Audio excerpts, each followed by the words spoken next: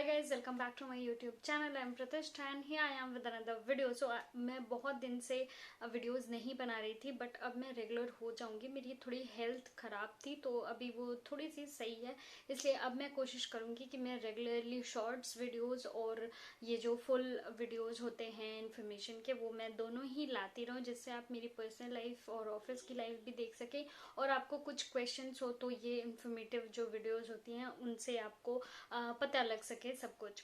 तो आज क्योंकि मैं इतने दिन बाद आई हूँ इसलिए मैं एक बहुत इंपॉर्टेंट टॉपिक के साथ आई हूँ. Cloze test. क्लोज टेस्ट देखिए किसी के लिए भी आसान नहीं होता, सभी को ये बहुत ही ज्यादा टफ लगता है. उसकी भी वजह है क्योंकि इसमें कोई एक सेट सिलेबस नहीं होता है कि इसी यही पढ़ लो या फिर इतना ही आ सकता है. इसमें वो क्या है तो बस इतना पढ़ लो तो आ जाएगा, ऐसा नहीं होता है. बट इस वीडियो में मैं थोड़े बहुत आपको ट्रिक्स दूंगी और थोड़ी बहुत मैं क्लोज टेस्ट के बारे में आपको बताऊंगी, जिससे आपको वो टॉपिक क्लियर हो जाए और आपको उससे ज्यादा डर ना लगे. जैसे ऐसा होता है कि क्लोज टेस्ट के नाम से ही लोग भागते हैं, मतलब उसमें पढ़ना ही नहीं चाहते, सबसे लास्ट में उसकी तैयारी करना शुरू करते हैं. उसके पहले मैं एक डिस्क्लेमर दे देती हूँ कि देखिए क्लोज टेस्ट का कोई भी शॉर्टकट नहीं है. वैसे तो पढ़ाई में किसी भी टॉपिक का कोई शॉर्टकट नहीं होता है, बट फिर भी थोड़े बहुत टिप्स और ट्रिक्स काम आ जाते हैं. लेकिन क्लोज टेस्ट में ऐसे टिप्स और ट्रिक्स जो हैं वो बहुत काम नहीं आते, कोई शॉर्टकट नहीं है, आपको बहुत मेहनत करनी पड़ेगी. इस वीडियो में मैं आपको बताऊंगी कि आपको कैसे मेहनत करना है. अगर आपका एग्जाम एक मंथ के बाद ही है तो भी आप थोड़ी बहुत मेहनत करके थोड़ा बहुत अपना ठीक ठाक कर सकते हैं. लेकिन अगर आप नेक्स्ट ईयर का एग्जाम देने का सोच रहे हैं तो आप बिल्कुल क्लोज टेस्ट बहुत बहुत अच्छे से आज इस वीडियो में समझ जाएंगे कि आपको एक्चुअली करना क्या है प्रैक्टिस के साथ. तो सबसे पहले मैं बताऊंगी कि आखिर सारे एग्जाम्स में क्लोज टेस्ट पूछा क्यों जाता है.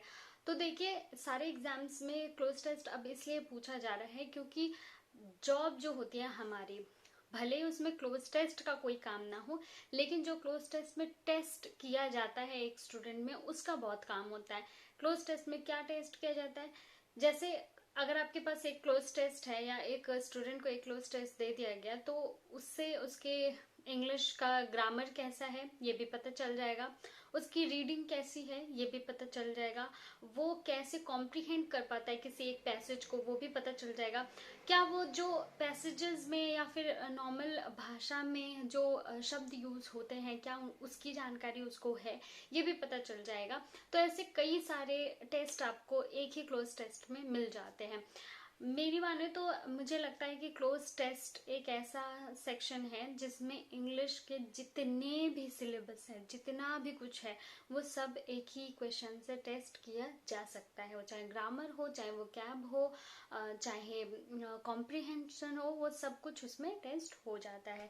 तो इसलिए ये क्लोज टेस्ट हर जगह पूछा जाता है ताकि बच्चे में कितना मतलब इंग्लिश को समझने की क्षमता है या किसी भी सब्जेक्ट को कितनी मतलब क्षमता के साथ वो समझ सकता है, रीडिंग कैसी है, कैसी तैयारी करता है बच्चा, और अगर किसी पैसेज में से कुछ शब्द निकाल लिए गए तब भी वो उस पूरे सब्जेक्ट का या उस पूरे पैराग्राफ का जिस्ट समझ सकता है या नहीं.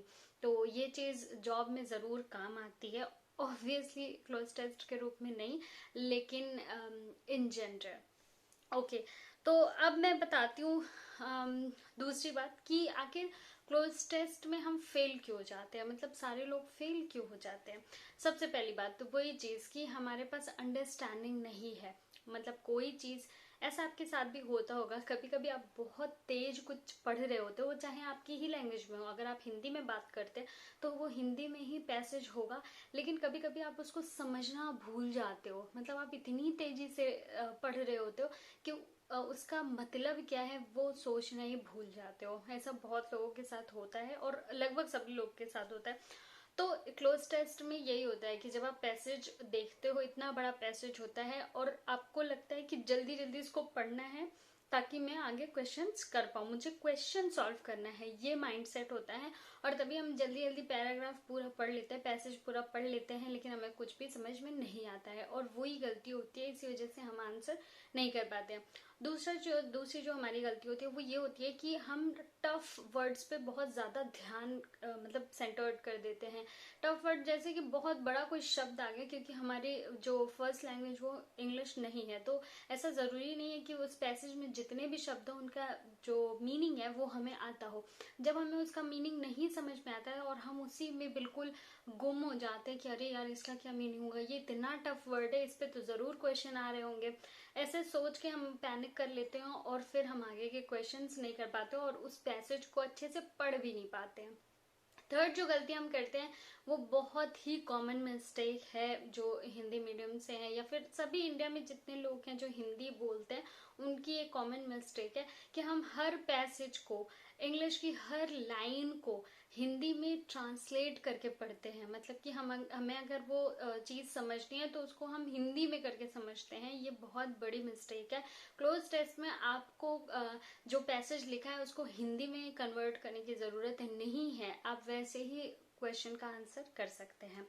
तो ये कुछ मिस्टेक्स हैं। और फोर्थ मिस्टेक ये है कि हम ग्रामर पे ध्यान नहीं देते। हमें लगता है क्लोज टेस्ट एक अलग चीज़ है जिसके लिए ग्रामर की ज़रूरत नहीं होती, बट नहीं, ऐसा नहीं है। ग्रामर से ही क्वेश्चंस ज़्यादा आते हैं। तो अगर हम ग्रामर हमारा अच्छा होता तो हम क्लोज टेस्ट अच्छे से कर पाते।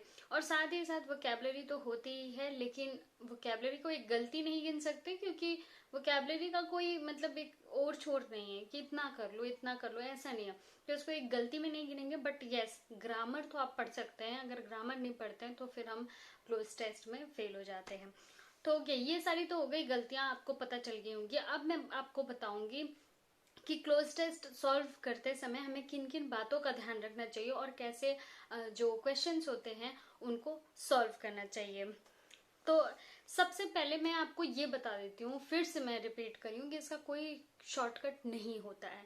तो सबसे जो इम्पोर्टेंट चीज़ है दैट इज प्रैक्टिस। प्रैक्टिस का कोई भी मतलब ऑप्शन नहीं है, ना ही हो सकता है। और ये मैं बिल्कुल, जैसे आप हो सकता है कि ग्रामर का आप कोई रूल पढ़ लें और उसके बाद आप उस पर प्रैक्टिस अगर नहीं किया तो आपका जो परफॉर्मेंस होगा वो खराब तो रहेगा, लेकिन ऐसा ज़रूरी नहीं है कि बिल्कुल बहुत ख़राब रहे। मतलब आपने अगर रूल्स पढ़ लिए, आपको याद है, तो हो सकता है आप एग्जाम में उसको अप्लाई कर पाए विदाउट प्रैक्टिस। लेकिन अगर आपको क्लोज टेस्ट या फिर पैसेज करना है, जो कॉम्प्रिहेंशन आता है, रीडिंग कॉम्प्रिहेंशन, उसका पैसेज आपको सॉल्व करना है, तो ऐसा हो ही नहीं सकता कि आप विदाउट प्रैक्टिस कर सके। तो इस बात से आप नहीं भाग सकते। ये बिटर ट्रूथ है कि आपको इसके लिए बहुत ज़्यादा प्रैक्टिस की ज़रूरत पड़ेगी। तो सबसे पहले मैं ये बता देती हूँ कि आपको प्रैक्टिस करनी है तो आप ऑब्वियसली टेक्स्ट बुक के टेस्ट सीरीज से प्रैक्टिस कर सकते हैं। आपको टेस्ट तो सॉल्व करने ही होंगे। इसके साथ ही अगर आप पूरा बड़ा बड़ा जो सीरीज होता है या जो टेस्ट होते हैं वो नहीं देना चाहते, तो आप इसमें क्विज़र्स भी सॉल्व कर सकते हैं। आप एक पर्टिकुलर सेक्शन के क्वेश्चंस भी सॉल्व कर सकते हैं। जैसे अगर आप बैठे हुए हैं, आपको इतना टाइम नहीं है कि आप 2 घंटे का पूरा पेपर सॉल्व करें, तो आप कुछ मिनट का क्लोज टेस्ट सॉल्व कर सकते हैं। आपके पास 10-5 मिनट है तो आप क्विज़र्स में जाइए और उसके बाद आप क्लोज टेस्ट टॉपिक सिलेक्ट कीजिए और उसके क्वेश्चंस को अटेम्प्ट करने की कोशिश कीजिए। उसमें 2, 3, 4, 5 क्वेश्चंस होंगे और ऐसे अगर आप बार बार प्रैक्टिस करेंगे तो आपका जो मतलब सॉल्व करने की जो एफिशिएंसी है वो बढ़ेगी और धीरे धीरे आपको क्लोज टेस्ट समझ में आने लगेगा। और अगर अभी तक आपने टेक्स्ट बुक का जो पास है वो नहीं खरीदा है तो अब बिल्कुल भी आपके पास टाइम नहीं है। This is the last time, आप ज़रूर से ज़रूर खरीद लें टेक्स्ट बुक का पास। इस समय चल रहा है दिवाली सेल। दिवाली इस बार है 299 वाली, यानी 299 वाली दिवाली चल रही है ये सेल। और ये सेल चलेगा मतलब 17 या 19 अक्टूबर से चल रहा है। ये 24 अक्टूबर यानी कि दिवाली के दिन तक ही रहेगा। तो इसलिए जल्द से जल्द ले लीजिए। और 299 रुपीज, सिर्फ इतना कम तो कभी भी कोई भी आपको टेस्ट नहीं मिल पाएगा, वो भी इतना अच्छा। तो ज़रूर ले लीजिए। और 299 पर भी एक्स्ट्रा 10% का आपको ऑफ मिल सकता है अगर आप कोड यूज करते हैं STENO स्टेनो। तो अगर अभी तक आपने नहीं लिया है तो आई रिक्वेस्ट यू कि ये लास्ट चांस आपका होगा, जल्द से जल्द ले लीजिए और एग्जाम की तैयारी बिल्कुल अच्छे से मतलब करना शुरू कर दीजिए। इस बार बहुत लोगों की शिकायत ये भी थी कि मुझे डीएम्स आ रहे थे कि टेक्स्ट बुक बहुत सारे लोगों ने पहले लिया था और कुछ लोगों ने नहीं लिया था, बट उनका ये था कि नए जो सेट्स हैं वो नहीं आ रहे, मतलब नए सेट नहीं है, पुराने ही हैं, हम लोग सॉल्व कर चुके हैं। तो अब आपकी शिकायत दूर हो जाएगी क्योंकि अब बहुत सारे नए सेट्स आ गए हैं। तो अब आप नए सेट्स एंजॉय कर सकते हैं, नए टेस्ट को आप अटेम्प्ट कर सकते हैं। क्विजर्स भी कई सारे आ गए हैं, नए नए आ गए हैं, अपडेट हो गए हैं। तो प्लीज जल्दी से लेकर उसको सॉल्व कीजिए और प्रैक्टिस करना शुरू कीजिए। ओके, प्रैक्टिस के अलावा अब आपको क्या क्या करना है वो मैं आपको बता देती हूँ। सबसे पहले आपको क्लोज टेस्ट सॉल्व करते समय ध्यान रखना है टॉपिक का। जब भी आप कोई पैसेज पढ़ रहे हैं क्लोज टेस्ट में, भले उसमें कुछ शब्द जो होते हैं वो गायब होते हैं, लेकिन आप उस पूरे पैसेज का मतलब टॉपिक क्या है वो समझने की कोशिश कीजिए। सबसे पहला इंपॉर्टेंट काम यही है। अगर आपको उस पूरे पैसेज का टॉपिक समझ में आ रहा है तो आप ये समझिए कि 50% तो आपका ऐसे ही हो गया क्वेश्चन, मतलब आपको अगर टॉपिक समझ में आ गया तो। सेकंड जो होता है, हम गलती करते हैं कि जब हमें कोई गैप मिलता है ये फिल करो, तो हम उस गैप के सिर्फ पहले वाला जो सेंटेंस होता है वो ही पढ़ते हैं। मतलब कि कोई गैप है तो उसके पहले जो जो चीजें लिखी रहती है हम सिर्फ वही सेंटेंस पढ़ते हैं और हम सोचते हैं कि उसी से क्वेश्चन सॉल्व हो जाएगा, लेकिन आपको ऐसा नहीं करना है। आप जब भी कोई क्वेश्चन सॉल्व कर रहे हैं या फिर कोई गैप आप फिल करने के लिए ऑप्शंस ढूंढ रहे हैं, तो आपको फॉरवर्ड और बैकवर्ड दोनों आपको सेंटेंसेस को पढ़ना है और एक दूसरे से रिलेशन बनाकर ही आपको सही आंसर चूज करना है। देखिए, क्लोज टेस्ट में एक बहुत ही बढ़िया बात ये होती है कि जिस लेखक ने उसको लिखा होता है वो आपको उस पूरे पैसेज में ही हिंट कर देता है कि यहाँ पे सही आंसर क्या होना चाहिए। अब आपका सिर्फ इतना काम है कि आप कैसे उस लेखक की उस बात को समझ पाते हैं, उस हिंट को समझ पाते हैं और सही विकल्प चूज कर पाते हैं। तो यही बस ट्रिकी है, आपको हिंट्स उसमें ही मिल जाएंगे, पूरे पैसेज में ही हिंट्स रहेंगे, बट आप उसको कैसे समझते हैं ये आपकी जिम्मेदारी होगी। तो एक आप तरीका ये कर सकते हैं कि आप दोनों मतलब ये पहले फॉरवर्ड में क्या लिखा है और बैकवर्ड में क्या लिखा है दोनों ही आपको पढ़ना है। थर्ड जो चीज है वो है टोन। टोन आपने बहुत कहते सुना होगा। टोन क्या होता है, मतलब किस तरह से वो पैसेज लिखा गया है। क्या वो पॉजिटिव पैसेज है कि मतलब उसमें तारीफ की गई है, नेगेटिव है कि जिसमें बहुत सारी बुराइयां लिखी कि ऐसा ऐसा, जैसे किसी कुरीति के बारे में कुछ पैसेज लिख दिया गया है, या फिर कोई सजेशन दिया गया है, जैसे ग्लोबल वार्मिंग को रोकने के लिए कुछ सजेशंस हैं, या फिर वाटर को मतलब कंजर्व करने के लिए कोई सजेशन है। तो ये सारे टॉपिक्स भी हो सकते हैं। तो सजेशन हो सकता है, पॉजिटिव एक पैसेज हो सकता है, नेगेटिव हो सकता है। इस तरह से टोन आपको समझना है कि किस टोन में है। यही जब आप ये चीजें समझोगे ना, वो ही आपको हेल्प करेंगे सही ऑप्शन चूज करने में। ओके,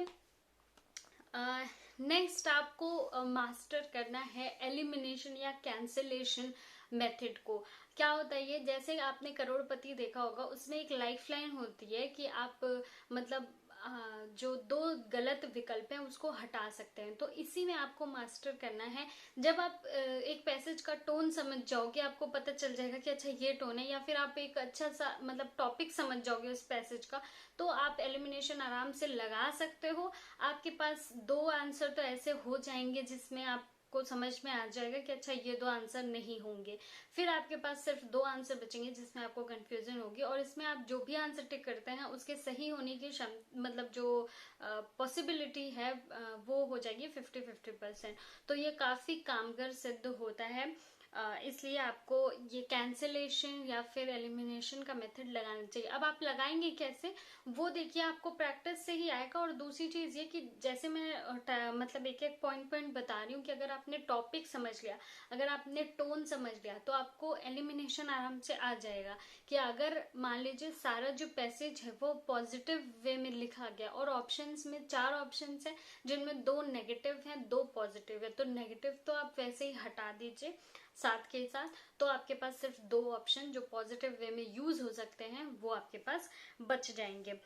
नेक्स्ट जो ट्रिक है वो ये है कि आपको जितने भी ऑप्शंस है उसमें रिलेशन निकालना है। रिलेशन निकालने का क्या मतलब है, जैसे 4 ऑप्शन दिए गए हैं, अगर उनमें 3 ऑप्शंस ऐसे हैं जो एक दूसरे के मतलब सिमिलर है या सिनोनिम्स हैं, तो ये जान लीजिए कि जो चौथा आंसर है वो बिल्कुल फालतू है, इन्हीं तीनों में से ही होगा। क्यों? क्योंकि एग्जामिनर भी आपको कंफ्यूज करने की कोशिश करता है कि आपको थोड़ा बहुत एक जैसा ही वो दे देगा, ऑप्शन दे देगा, ताकि आप इसी में कंफ्यूज रहो। तो अगर आपके पास 3 या 2 एक ही तरह के आंसर है, मतलब कि सिनोनिम्स है या एंटोनिम्स है, मतलब ऑपोजिट है या सिमिलर वर्ड्स है, तो उन्हीं में से कोई एक आंसर होगा।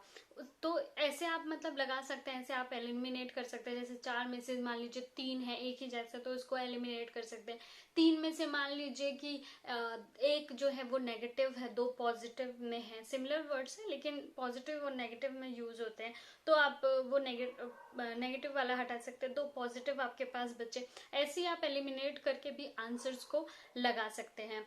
नेक्स्ट जो पॉइंट है वो है कॉमन सेंस। देखिए, पैसेज जो होता है, मतलब जो रीडिंग कॉम्प्रिहेंशन का जो पैसेज आता है जिसके क्वेश्चन का आंसर देना होता है, उसमें और ये क्लोज टेस्ट में एक बहुत बड़ा अंतर होता है। वो ये होता है कि उस पैसेज में आपको कोई कॉमन सेंस नहीं लगाना है, जैसे भी वो पैसेज दिया हो, जैसा भी हो, आपको कुछ भी उसमें कॉमन सेंस नहीं लगाना है। बट क्लोज टेस्ट में आपको कॉमन सेंस लगाना होता है। क्लोज टेस्ट बिना कॉमन सेंस का नहीं होता है, ये ट्रिक आप हमेशा याद रख लीजिए। और इन दोनों में डिफरेंस मतलब ध्यान रख लीजिए कि आपको पैसेज में कॉमन सेंस नहीं लगाना है, आपको क्लोज टेस्ट में कॉमन सेंस लगाना है। जैसे मैं बात करती हूँ कि मैंने अभी ऑपोजिट और इसकी बात करी, तो आप कॉमन सेंस लगाओ कि एक पैसेज है जिसमें बात की गई है चाइल्डहुड के बारे में या फिर ऐसा कुछ, और उसमें बात की गई है कि चाइल्डहुड के समय हमारे ऊपर जो होती है जिम्मेदारियां कैसी होती हैं। तो मान लो ऑप्शन में है बहुत होती है, या है थोड़ी कम होती है, या एक ऑप्शन है कि जिम्मेदारियां तो होती हैं, और चौथी है कि हमारे ऊपर बिल्कुल ना के बराबर जिम्मेदारी होती है। तो अगर आप कॉमन सेंस लगाओ तो वैसे ही आपका लग जाएगा कि चाइल्डहुड में हमारे पास कौन सी जिम्मेदारियां होती है, बिल्कुल ना के बराबर होती है। तो ऐसे आप कॉमन सेंस से लगा सकते हो। आई होप आई एम क्लियर। अगर आपको नहीं समझ में आ रहा होगा तो आप कमेंट सेक्शन में आप लिख सकते हैं कि आपको ये चीज नहीं समझ में आई, तो मैं वहां पे आपका आंसर कर दूंगी। बट आप समझने की कोशिश करो कि ऐसे आप कॉमन सेंस लगा सकते हो। जैसे मैं दूसरा एग्जाम्पल देती हूँ कि मान लो कहीं पे किसी चीज की कमी, शरीर में किसी चीज की कमी की बात की गई है कि शरीर में ये चीज नहीं खाने से इस चीज की, इस विटामिन की कमी हो जाती है। अब कमी के कई सिमिलर मीनिंग लिखी है, लैकनेस लिखा है और लैक ऑफ लिखा है, और ऐसे कई मीनिंग्स होती हैं कम होने को। लेस लिखा है ना, डिफिशियंसी लिखा है। तो अब यहाँ पे आप कॉमन सेंस लगा सकते हो कि शरीर में जब किसी चीज की कमी होती है तो उसको डिफिशियंसी बोलते हैं, तो आप वहां पे डिफिशियंसी को टेक कर सकते हो। So I hope I am clear now. तो इस तरह से आप रिलेशन बैठाओगे जब ऑप्शंस के बीच में, तो आपको वो आंसर आराम से आ जाएगा। मतलब कॉमन सेंस अगर लगाओगे तो आपको आंसर आराम से आ जाएगा। अब जो लास्ट पॉइंट है वो है मास्टरिंग ग्रामर।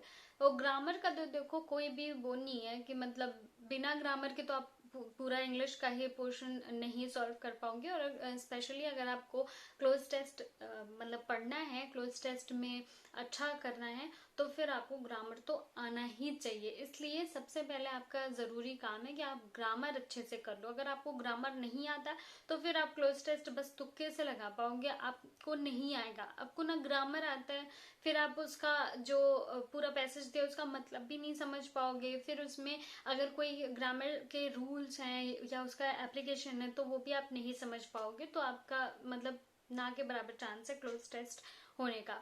तो ये कुछ पॉइंट्स थे जिससे आप क्लोज टेस्ट सॉल्व कर सकते हो। अब मैं लास्ट पॉइंट बताने जा रही हूँ कि जो पूरा क्लोज टेस्ट है, जैसे मैंने कहा कि इंग्लिश का पूरा सिलेबस इससे पूछा जा सकता है। मतलब एक क्लोज टेस्ट से आपका पूरा इंग्लिश का सिलेबस मतलब कवर हो सकता है।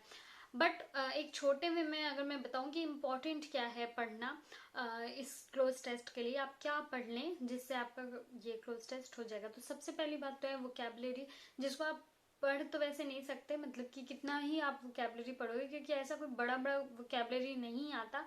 बस जैसे मैंने बताया डिफिशिएंसी है, लैक है, इस टाइप की लेस है, इस टाइप की वोकैबुलरी पूछी जाती है। तो आप जितना अधिक कोई बुक या ऐसी चीजें पढ़ोगे या फिर किसी को इंग्लिश में बोलते हुए सुनोगे तो वो सेंटेंस आपके मन में धीरे धीरे बैठ जाएंगे और आपको पता चल जाएगा कि किस सिचुएशन में कौन से वर्ड्स यूज किए जाते हैं। तो इससे आपको काफी आसानी होगी। सेकेंड चीज, मैं ग्रामर पे आती हूँ। तो ग्रामर में सबसे इंपॉर्टेंट चीज है parts of speech. Parts of speech से ही क्वेश्चंस आते हैं क्लोज टेस्ट में। उसमें भी चार नहीं, मैं 5 कहूंगी। 5 जो टॉपिक्स हैं वो काफी इंपॉर्टेंट है पार्ट्स ऑफ स्पीच के। फर्स्ट है noun, then verb, adjective, adverb और प्रीपोजिशन। अगर ये 5 टॉपिक आपने पढ़ लिया तो फिर आपका क्लोज टेस्ट बहुत बहुत अच्छा हो जाएगा। और ये 5 टॉपिक वैसे भी पूरे इंग्लिश पोर्शन के लिए बहुत इंपॉर्टेंट है। अगर आपको इंग्लिश में अच्छे मार्क्स चाहिए तो आप ये 5 टॉपिक पढ़ लो अच्छे से, तो आपका मतलब आ जाएगा 60-70%। तो आपका मतलब 60-70 नंबर जो है वो आपके ऐसे ही आ जाएंगे। सो आई होप कि मैंने अच्छे से आपको क्लोज टेस्ट के बारे में बताया होगा। मैं फिर से रिपीट करती हूँ कि इसका कोई भी शॉर्टकट नहीं है, ना हो सकता है। आपको बस पढ़ाई करनी है और बार बार प्रैक्टिस करनी है। बिना प्रैक्टिस के आप बिल्कुल कुछ नहीं कर सकते। आपको ग्रामर अच्छे से पढ़ना है और उसके जो रूल्स होते हैं उसको अप्लाई करना आना चाहिए, तब आप क्लोज टेस्ट अच्छे से कर सकते हो। इसके अलावा जो ट्रिक्स यूज होती हैं वो मैंने आपको बता दिया। आपको एक पैसेज को मतलब क्लोज टेस्ट का एक पैसेज है, उसको पढ़ते समय किन बातों का ध्यान रखना है, उसमें से आपको क्या निकालना है, ये भी मैंने आपको बता दिया। अब नेक्स्ट आप कमेंट कर दो कि पहले तो ये वीडियो आपको कैसा लगा। दूसरी चीज ये कमेंट कर दो कि नेक्स्ट आपको किस चीज का वीडियो चाहिए। आई नो कि अब आपके पास बहुत कम समय है, तो मैं कोशिश करूंगी कि जितने भी टॉपिक्स अब बच गए हैं मैं उन सब पे धीरे धीरे वीडियोस बना दूं। एक दिन में 2 वीडियोस रिकॉर्ड कर डालूं, जिससे आपको कोई प्रॉब्लम नहीं हो। सो ओके, मिलते हैं नेक्स्ट वीडियो में, तब तक के लिए नमस्कार।